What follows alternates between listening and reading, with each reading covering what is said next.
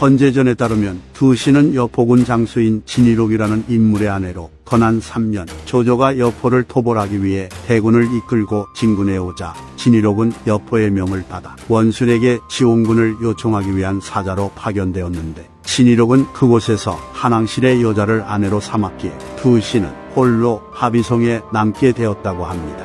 그래서 조조군이 하비송을 포위했을 때 두씨가 홀몸이 되었다는 것을 알게 된 관우는 조조를 찾아가서 두씨를 아내로 삼고 싶다고 여러 차례 말했다 합니다. 그러나 이것은 관우의 실책으로 조조는 관우의 행동을 보고는 두씨가 얼마나 이쁘길래 저럴까 하는 궁금증이 생겼고 그리하여 하비송이 함락된 이후 조조는 직접 두씨를 불러 그녀의 얼굴을 보고는 자신의 부인으로 삼았다고 합니다.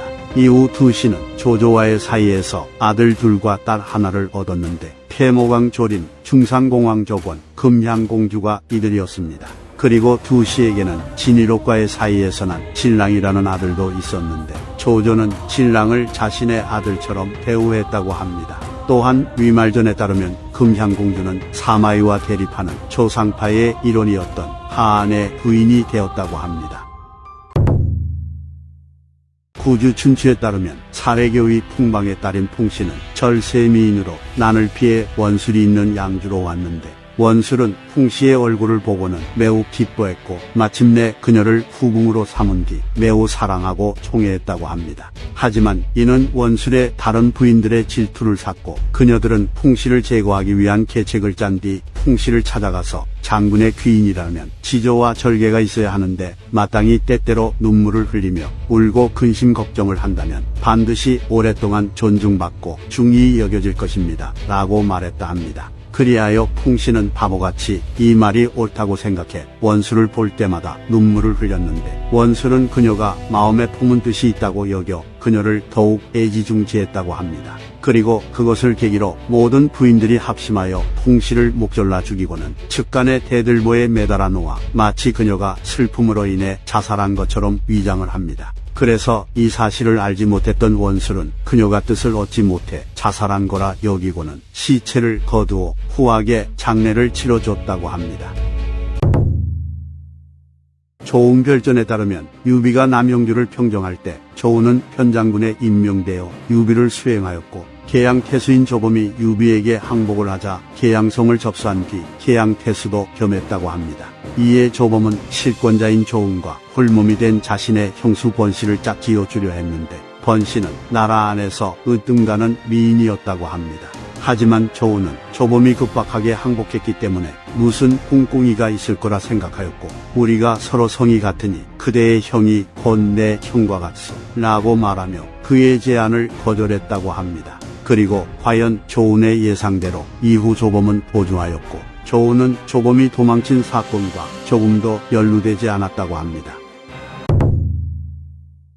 진양취에 따르면 순차는 순욱의 막내 아들로 매우 뛰어난 언변을 가졌기에 그와 토론을 하여 이길 수 있는 사람이 없었다고 하며 그는 매우 특이한 인물이었다고 합니다. 그리고 순차는 항상 부인이란 재능과 지혜를 갖출 필요가 없으며 아름답기만 하면 된다고 말했는데 그는 자신이 공언했던 대로 미모가 뛰어난 조홍의 딸인 조씨와 혼인을 한 뒤 그녀에게 그녀의 외모만큼이나 아름다운 옷과 침실을 제공했다고 하며 조씨는 순찬의 사랑을 독차지했다고 합니다. 하지만 몇 년 후 조씨가 사망하여 부하라는 인물이 순찬에게 조문을 갔는데 순찬은 곡을 하지는 않았지만 심신이 많이 상한 상태였다고 합니다. 그래서 부하는 순찬에게 부인이 재색을 겸비하는 것은 어려운 것이요. 그러나 자네가 장가를 간 것은 재능을 제쳐두고 외모만 좋아했기 때문이니 그러한 상대를 다시 만나면 되는 것인데 무엇을 그리 슬퍼하시오 라고 말하며 미녀에게 다시 장가를 가면 될 거 아니냐는 대도하는 격려를 해줍니다. 그러자 순차는 부하에게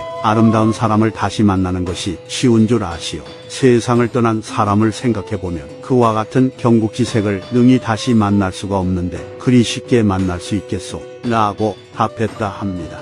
이후 순차는 아내의 죽음을 애석해하고 슬퍼하며 몇 년을 보내다가 29세의 나이에 세상을 떠났다고 합니다. 세설 신화에 따르면 순찬의 아내인 조씨가 겨울에 병에 걸려 열이 나자 순찬은 뜰 한가운데로 나가 스스로를 차갑게 만든 후에 돌아와 자신의 몸으로 아내를 식혔다고 하며 그로 인해 조씨가 죽고 얼마 지나지 않아 순찬도 죽었기에 사람들은 이를 비웃었다고 합니다.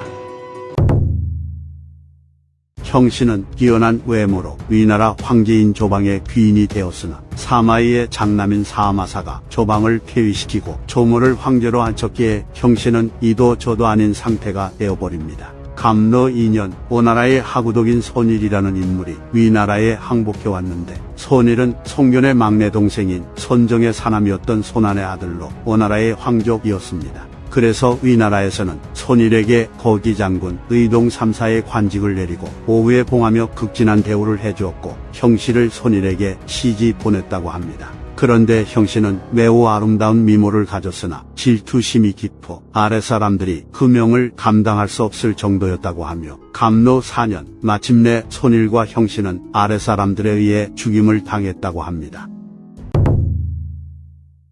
주유는 손책과 함께 환연을 공격해 함락시켜 교공의 두 딸을 얻었는데 이들이 바로 대교와 소교로 그 둘은 절세 미인이었다고 합니다. 그리하여 손책은 대교를 부인으로 삼았고 주유는 소교를 부인으로 삼았다고 합니다. 그리고 강표전에 따르면 손책은 태연한 얼굴로 주유에게 장난을 치며 교공의 두 딸은 비록 정처 없이 떠도는 처지이지만 우리 둘을 남편으로 얻었으니 이 또한 기쁘지 않겠는가 라고 말했다 합니다. 하지만 아쉽게도 이후 대교와 소교는 어떠한 언급도 되지 않습니다. 참고로 대교와 소교는 이름이 아니라 교공의 큰딸, 교공의 작은딸이라는 별칭을 뜻합니다.